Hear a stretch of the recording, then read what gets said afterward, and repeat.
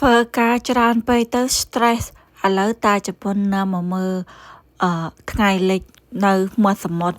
អូយនិយាយពីទេសភាពឡើងអេហ្មងឡើង relax សាហាវហើយមើលតាជប៉ុនគេនៅខាងលើហើយនឹងវីដេអូនឹងខ្ញុំថតរៀងយូរក្រាន់ដែរហើយប៉ុន្តែខ្ញុំអត់បានយកមកផុសទេគឺនៅខែក្តៅប៉ុន្តែខែក្តៅហ្នឹងល្ងាចស្មើនឹងគឺត្រជាក់នៅហុកកាយដូខ្យល់មកលហើយលហៀហើយត្រជាក់មែនទែនតែត្រជាក់បែបអ្នកហុកកាយដូគឺត្រជាក់ស្រួលអត់មែនត្រជាក់ព្រឺទេហើយក៏កំពុងតែ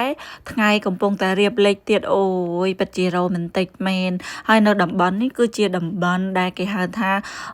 នៅតំបន់ភាគខាងជើងនៅកោះហុកកាយដូនឹងឯងហើយតំបន់នេះគឺយើងអាចបើកឡានមកចិត្តទៅនឹងច្រាំងបានដើម្បីមកលេងដើម្បីមកថតរូបដើម្បីមកមើលទេសភាពឬក៏ដើម្បីមកមើល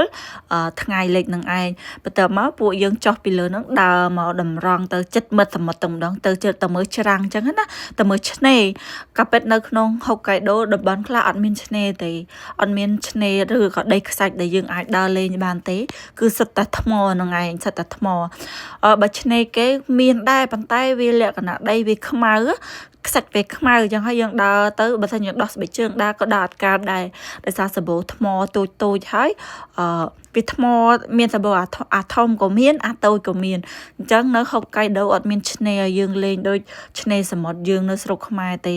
នៅស្រុកខ្មែរយើងអូយឆ្នេរសមុទ្រស្អាតណាស់ខ្សាច់ពស់សស្អាតណាស់តែមើលក៏មើលឆ្នេរស្រុកជប៉ុននេះសោះនេះ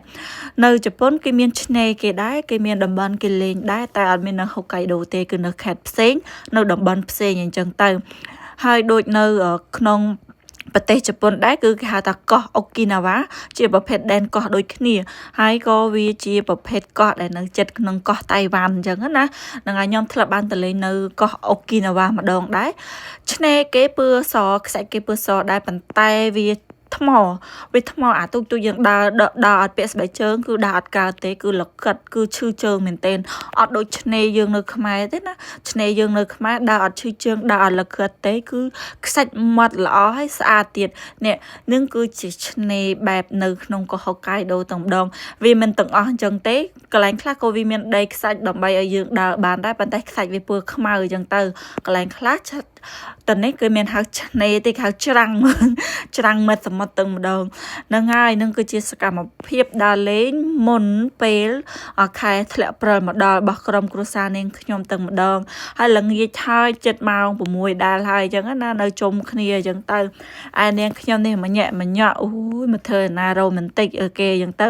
តិនកូនអត់នៅកូនគេខឹងគេដើរទៅមុនបាត់គេសុំពោគេសុំឲ្យយើងពោខ្ញុំថាអូយខ្លួនឡើងកន្លោះហើយមកឲ្យម៉ាក់ពោល្មិចទេអញ្ចឹងហើយមកស្វីតមួយប៉ាទៅ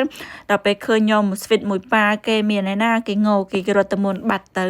ហើយទេសភាពអាកាសធាតុហើយនឹងគេហៅលក្ខណៈថាស្ថានភាពហ្នឹងអូយពិតជាស្រស់ស្រាយហើយសប្បាយចិត្តមែនទែនពិតជាមានក្តីសុខហើយរស់មិនតិចទៀតហ្នឹង